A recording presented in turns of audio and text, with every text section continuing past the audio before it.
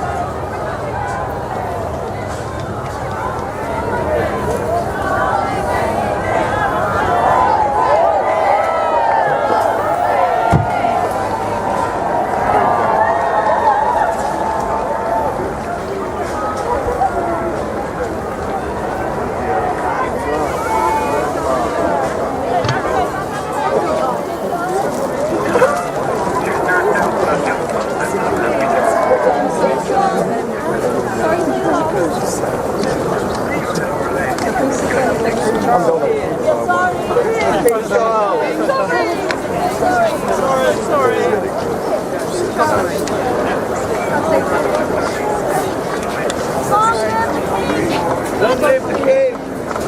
God bless you, my darling. Majesty the King! So sorry about that, Mum. I'm so sorry. God bless the King! King Charles III! God save the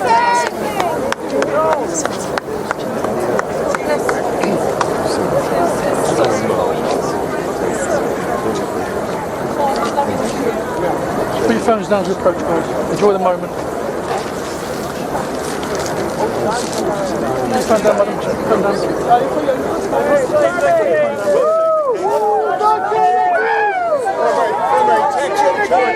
We wish you success.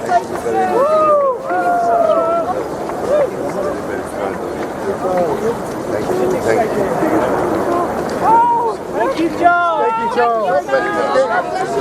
Flowers, all your kind flowers. God bless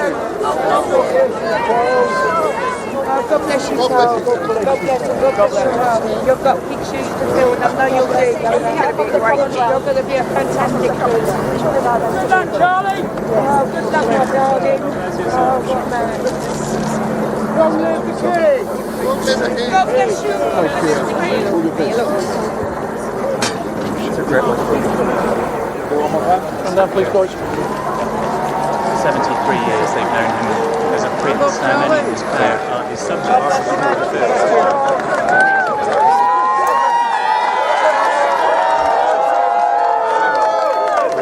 God save the King. God save the King.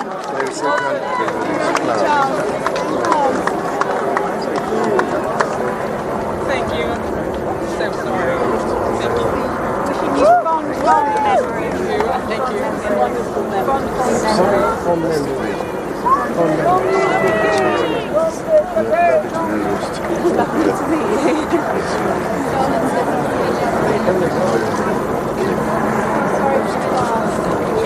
Put your phone down, guys. Put your phone down, please.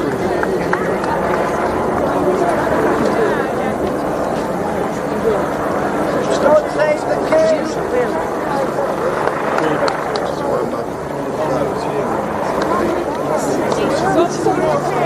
God save the King.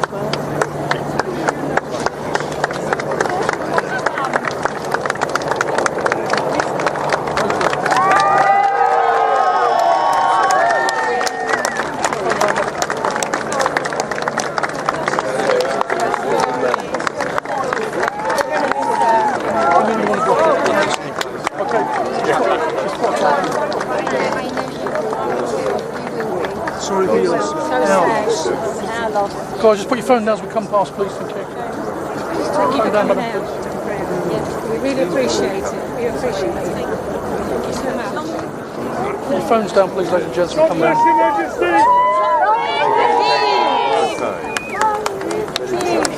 Put your phone down, sir.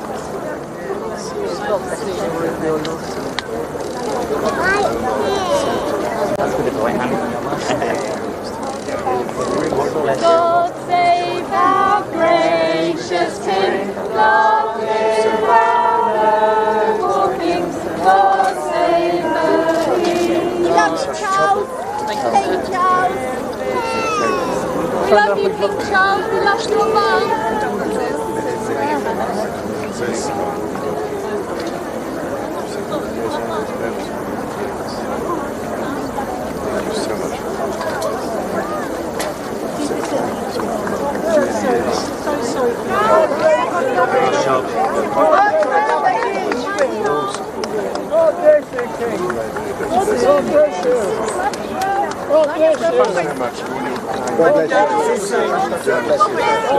Not least the king. We are from Singapore. Save the King. Thank you so much. Long live, sir. God bless you. Come past, please.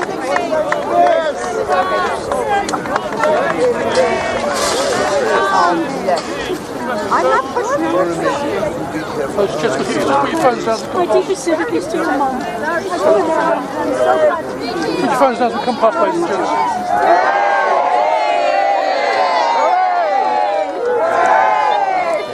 gents. So you're looking at live scenes outside Buckingham Palace as the new king, Charles III, meets his people, and it is his first walkabout, Catherine, isn't it? And you said you find it very moving. Yeah, actually. I find it moving. I mean, when we were watching his convoy drive here and you were talking about knowing the streets, I was thinking about a peculiarity of his life, which is that he does not know the streets. He only knows them from cars, and he knows them from stopping at places where people are waiting for him in particular configurations. And he has never had, and it's one of the strange and alienating features of his life, the ability just to wander and to discover London and to get to know London or anywhere. Oh, he where got a kiss then, Catherine. But one of the things is, Ian was talking about him liking to interact with people. It's more than liking. It's this need for a connection that his life has denied him. And you are now seeing, the reason it's moving is you are seeing this moment that his life has been building towards, and it's connecting on this mass scale in this very strange way. And you heard the woman in the crowd shout something about Prince Philip and then correct herself, Prince Charles rather, and then correct herself. He is now there as king, connecting in a way that his life has until now made very difficult. And it's very, very difficult to do this. I was once walking with him in the very north of Scotland, just me and him, and it was a very windy day on the coast, and a woman was walking towards us with a dog, and he naturally said hello and was, as he is, very friendly, and I'm not joking, she fell over. And he was, obviously helped her up, but he was completely shocked at this reaction even then. I mean, and so, as Catherine was saying, it's very difficult for him to get over that divide. But he's a very human person, you can see it there. And the response, the reception he's getting is very warm, isn't it? We've heard shouts of God save the King. We've had God save the King, and we loved your mum. And there was a chorus of God save the King, and this must be as much as they could have dared to hope for. Yes, I mean, I think the sun's shining. It's very interesting that they stopped the car and he got out. It's wonderful that he's done this, and it's amazing how when you are in that situation, how the crowd that might not be that interested to begin with, or rather surprised that he's there, will spontaneously burst into a round of applause. It's quite. The wish is both ways. The connection that they want to make is as big as the connection he wants to make. Look, it's her eyes there. We can see him now just starting to examine all the flowers that have been laid, of course, in honour of his late mother, Queen Elizabeth II, and they are starting to build outside. And I think he's probably waiting for his wife, Camilla, the new Queen Consort, and perhaps they're going to examine the flowers together. And there she is, shaking hands and accepting congratulations and condolences, as they both are. He's always waiting for her. That's part of the feature of their relationship in a And there they are, very much together. And it's so difficult to imagine what it could possibly feel like, but this must be a massive moment for her too. She wasn't born to this. She didn't ever really anticipate that her life would turn out like this, I don't suppose. So it's massive for her as well as him. Yes, it is, very much so. And but she's got the character to cope with it, I think, and that sort of stoicism. I think she's learnt a lot as well, particularly from the Duke of Edinburgh. I think she's had quite a few deep conversations with him about, the role when he was alive, and you can see her behaving in a way that he behaved, and recognises the role. And she will be marvellous for him because she's a great sounding board. She brings him down to earth. I did have a conversation with her once. We wrote a book together, he and I, and I did ask her if she'd ever read it, and she said, of course not. At least that was honest. Which is exactly what my wife said as well. So, it brings you down to earth, that sort of comment. But she knows exactly what he's talking about. She doesn't need to read the book. And she, unlike him, and to refer back to what you're saying, Catherine, she has lived in the real world, hasn't Yes. she? Albeit a wealthy and, very privileged existence, but the real world. Yes, that's part of her. Let's listen to the cheers a little bit and we'll come back to you, Catherine.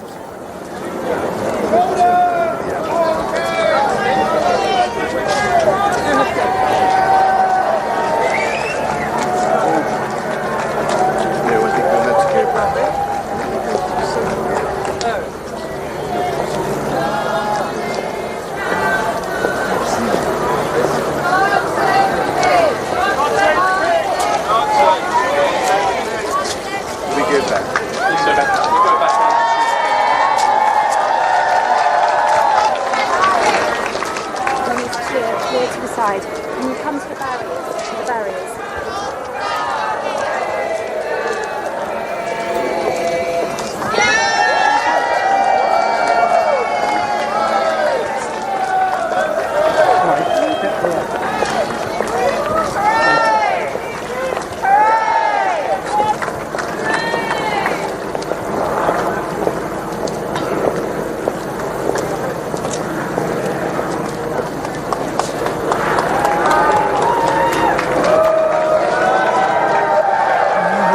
Stepping through the gates of Buckingham Palace as King Charles III. This is an enormous moment, isn't it?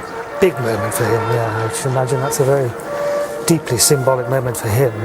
He's arrived, as it were. He's waited all his life for this. Yes, and quite happily waited as well. He was at times frustrated, I think, but he's coming now into a role that won't be half as long as the time that his mother spent on the throne, but I think we will see, a lot of continuity there. It was really interesting to watch that arrival because I imagine everyone was very nervous. What was the reaction going to be? And from what I was looking at, and obviously people are there because they want to be there, but it seemed to be positive.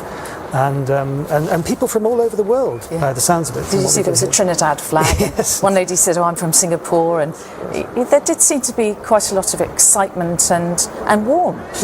Which he's been braced against hostility and indifference for most of his life. And it's an interesting one because he sometimes generates a little bit of that reaction. And look, the Royal Standard. Oh, that's... King Charles III, Royal Standard, atop the flagpole at Buckingham Palace. Quite a moment. Very big moment indeed, yes. That's as the old adage goes, long live the king.